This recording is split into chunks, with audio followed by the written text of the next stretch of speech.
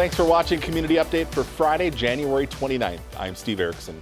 As vaccinations ramp up for teachers and other school staff, more students in District 11 are preparing to return to the classroom. Last week, kindergarten, first and second graders headed back to school on a full-time basis. Next week, elementary schools will add grades 3, 4, and 5 to full-time in-person learning. Also next week, some secondary students will begin the transition back.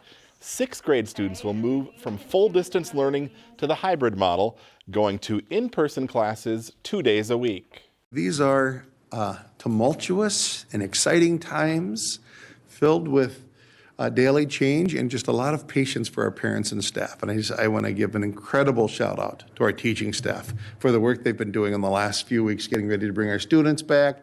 I've had the chance to be in schools just a little bit, and I've seen excited students and excited staff, and yet I realize, and we all know, how hard it is to teach in a hybrid model or in a distance learning model, so I want to give a note of thanks. This week, District 11 announced that 9th graders would return to the hybrid model on February 9th. Then all remaining secondary grade levels will join them in the hybrid model right after President's Day. Every child should receive a high-quality education, no matter their race or zip code. That was the headline of the Due North Education Plan laid out by Governor Tim Walz at a news conference on Monday. Priorities include meeting the needs of all students during and after the pandemic, making sure every student receives a world-class education, and that every student learns in a safe and nurturing environment.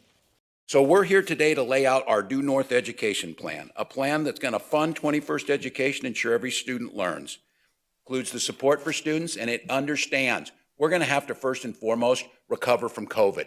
We're going to have to make extra opportunities available to bring our kids back to where they need to be and change that system to look towards the future. The plan includes reforming the school finance system, along with building the most qualified and diverse teaching workforce in the nation. Also this week, the governor laid out his budget proposal for the upcoming biennium. Walz wants to add a new income tax tier for top earners. It would raise taxes on singles making more than $500,000 a year and couples earning more than $1 million. Those households would see an average tax increase of just over $8,000.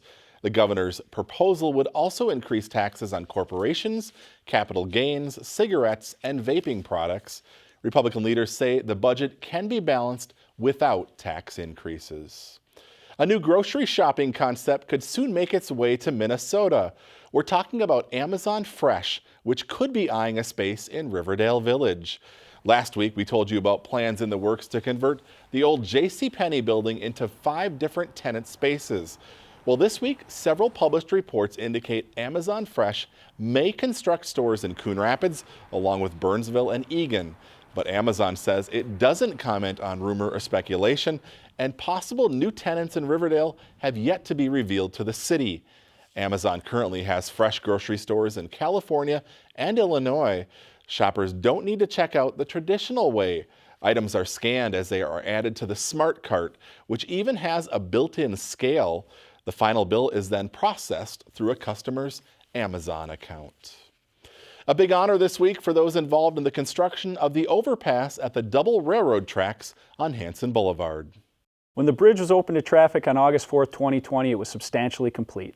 There was some minor finishing work left to do, but it was a huge sigh of relief as our emergency responders and the public could travel through this area unimpeded, never again to be stopped by a train.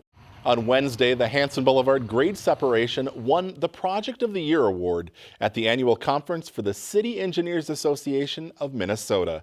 This 12-minute video produced by CTN documented the work that went into completing the complex project. The project was a collaborative effort between the county and city, along with C.S. McCrossan Construction and the SRF Consulting Group. A bridge in another area of town is set to get a makeover. The City Council recently awarded a bid for just over $200,000 for work on the pedestrian bridge near Coon Rapids Boulevard and Coon Rapids Boulevard Extension. Some of the concrete will be removed and repaired. The bridge will also get a fresh coat of paint and a sealant. The work is expected to get underway this spring. Well, it's here. The 2021 Coon Rapids Snowflake Day celebration kicks off this weekend and continues for the next 2 weeks. Due to the pandemic, there are some changes to keep everyone safe. We have modified the celebration to keep within the public health guidelines and make sure everything's COVID-friendly and social distancing. But I think we still have fun events that we can do and provide to the members of the community. Something new this year, a community parade, which will take place 2 evenings next week. On February 2nd, the parade will wind through the northern part of the city, and on February 4th, the fun will move to the southern end of town. The parade includes fire trucks, police vehicles, the city float, lights, and music. Donations will also be collected for the ACBC Food Shelf. For more information, log on to CoonRapidSnowflakeDays.com. You can also find the parade routes on the city's website, along with additional food collection locations. All right, that's going to bring us to the end of today's show and the end of the month. Thanks for watching. We'll see you back here again in February.